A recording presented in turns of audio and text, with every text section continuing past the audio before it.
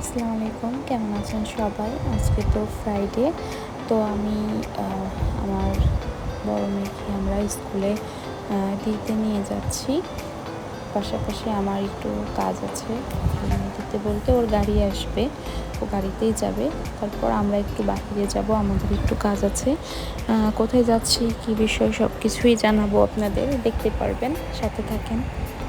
তো একটু লেট হচ্ছে ওর গাড়ি আসতে, আমরা ওয়েট করছি। ওর গাড়ি আসলে ওকে তুলে দিব গাড়িতে, দেন আমরা আমাদের উদ্দেশ্যে রওনা দিব। তো এখানে কিছু কবুতর দেখলাম, ভাবলাম যে একটু ভিডিও করি। কবুতরগুলো কিন্তু দেখতে খুব সুন্দর, আর অনেকেই কিন্তু বাংলাদেশে কবুতর পালে। কবুতর পালা কিন্তু অনেক ভালো, কবুতর কিন্তু লক্ষ্মী। তো কবুতর দেখলে তো আমার খুব ভালো লাগে, কিন্তু আমি পাখি কবুতর এগুলো পালতে টালতে না পারি না কেন জানি, কিন্তু আমার মেয়ের খুব শখ এগুলার। যে আমার মেয়েরাও তো খুব খুশি হচ্ছে কবুতরগুলো দেখে। তো এর ফাঁকে ওর গাড়ি চলে আসছে, ওকে দিয়ে আমরা আমাদের এসে যাচ্ছি, পার্কিংয়ে যাচ্ছি। আমরা আমাদের গাড়িতে করে যাব। আমরা যাব হচ্ছে মালয়েশিয়ার মাছের হাড়তে, যেখানে নানা ধরনের সামুদ্রিক মাছ পাওয়া যায় আমাদের দোকানের জন্য। যার পথে আমি মসজিদটা দেখছিলাম। মালয়েশিয়ার মসজিদগুলো না অনেক সুন্দর, কেন জানি আমার মসজিদগুলো খুবই ভালো লাগে। আমি কিন্তু অনেকগুলো মসজিদে নামাজ পড়েছি, এমনকি আমার হাজব্যান্ডের সাথে ঈদের নামাজও পড়েছি। তা এটা কিন্তু একটু কাম্পংয়ের ভিতরে বলতে মালয়েশিয়ার গ্রামের ভিতরে যেমন বাড়িগুলা থাকে, গ্রাম যেমন আমাদের দেশে গ্রাম বলে, সেটা হচ্ছে এদের কাম্পং। তো আমরা কিন্তু মাছের হাড়তে চলে আসছি, অনেক নানা ধরনের মাছ এখানে আছে। তো এটা কিন্তু হাড়ত বলতে আমাদের বাংলাদেশের মতো না যে অনেক লোক থাকবে, এই থাকবে সেই থাকবে, মহিলারা যেতে পারবে না, তেমনটা কিন্তু না। দেখেন এখানে কিন্তু অনেক মহিলা আছে। মহিলা বলতে এই দেশে মহিলাদের কাকা বলে, তো আমি কাকাই বলছি, কাকা মানে আপু। তো এখানে কিন্তু কাকাও আছে, তারপরে আবাং যেটা ভাই বলা হয়, সবাই আছে। তো এনাদের পছন্দ অনুযায়ী মাছ নিচ্ছেন, আমরা আমাদের পছন্দ মতন মাছ নিব আমাদের শপের জন্য। তো মাছের কিছু কাটাকুটাও কেটেও দিচ্ছিল, যারা আর কি বাসার জন্য নিচ্ছে তাদের এখানে কেটে নেওয়ার ব্যবস্থা আছে। আর এই যে এখানে কিন্তু সবই সামুদ্রিক মাছ, আমাদের দেশে কোনো মাছ নেই। এই যে দেখেন মাছগুলা কিন্তু অনেক বড় বড়। আসলে সামুদ্রিক মাছে না প্রচুর পরিমাণে ক্যালোরি থাকে, যেহেতু এটা লবণাক্ত মাছ, সেহেতু এখানে দেশীয় মাছ বলতে শুধুমাত্র বাটা মাছ পেয়েছিলাম, যেটাকে বাটা বলে না ফার্সে মাছ বলে আমি ঠিক জানি না। তো এটাই নিয়েছিলাম, আর হচ্ছে কি সামুদ্রিক কিছু মাছ নিয়েছিলাম, এই আর কি। এই যে মাছগুলা দেখেন, মাছগুলা কিন্তু বেশ ভালোই ছিল। আর ওই দিকটাতে কিন্তু খুব জঙ্গল, আমাদের দেশের সামুদ্রিক সুন্দরবনের মতো।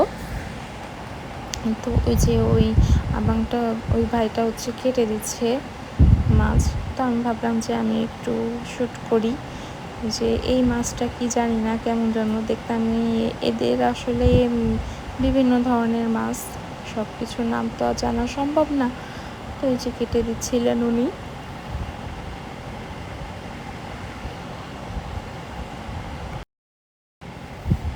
আমি আর আমার ছোটো মেয়ে দেখছিলাম, বড় মেয়ে তো স্কুলে, এখান থেকে যেয়ে ওকে রিসিভ করব। ও আজকে হাফ ডে, যেহেতু 12:30টার দিকে চলে আসবে, তো এর ভিতরে আমরা চলে যেতে পারবো আশা করি। তো আমরা মাছগুলো নিয়ে আমাদের শপে দিয়ে দেন আমরা বাসার উদ্দেশ্যে রওনা দিব। এই ফাঁকে ভাবছিলাম যে মাছ কাটা দেখতে কিন্তু খুবই ভালো লাগে, যার কারণে মাছ কাটা দেখছিলাম। মাছ যেমন কাটতে মজা, তেমন কাটা দেখতেও কিন্তু অনেক মজা। এটা হচ্ছে টুনা ফিশ, আমরা যেরকম টুনা খাই না, টুনা তো অনেক বড় বড় টুনা মাছ আছে সমুদ্রে, তো এটা কিন্তু ছোট।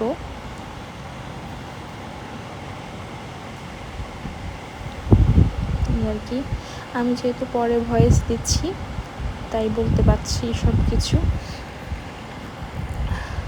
আমার মেয়েরা ঘুমাচ্ছে, এখন তো মালয়েশিয়াতে অনেক রাত, তো ওদের ঘুম পাড়িয়েই আমি ভয়েসটা দিচ্ছি। এই যে দেখেন এখানে এই জঙ্গলটা দেখে আমার ঠিক আমার খুলনার সুন্দরবনের মতন মনে হলো।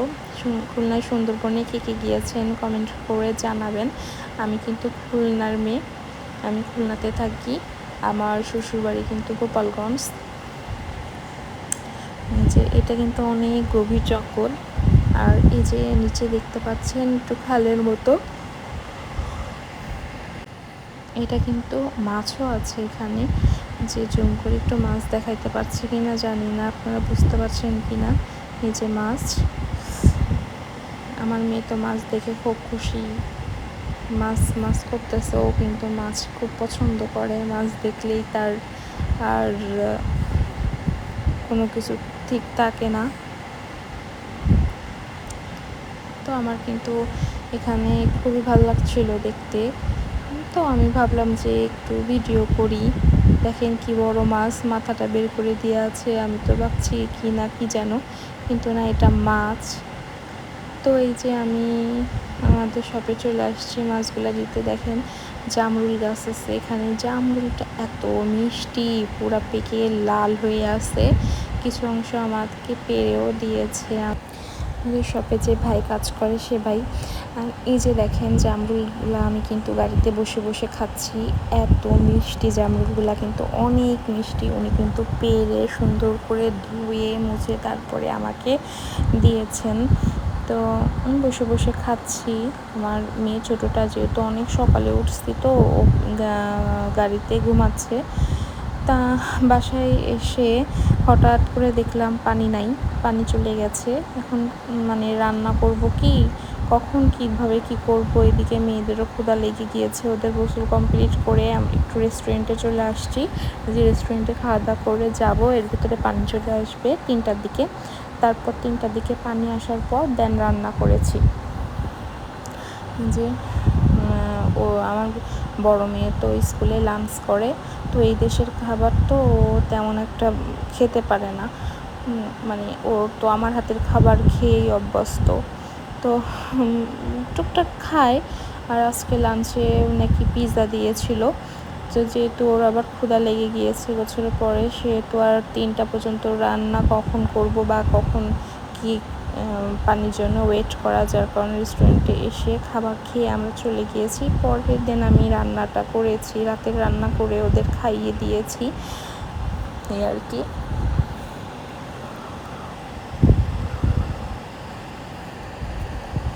তো এখানে কিছু আছে, মানে ও এখান থেকে ভাত আর চিকেন নিয়েছে, রাইস আর চিকেন নিয়েছে, এই আর কি। এই যে আমি কিন্তু রাঁধতে রাঁধতে আমার সন্ধ্যা হয়ে গিয়েছে, যেহেতু পানি একটুটাই ছিল না।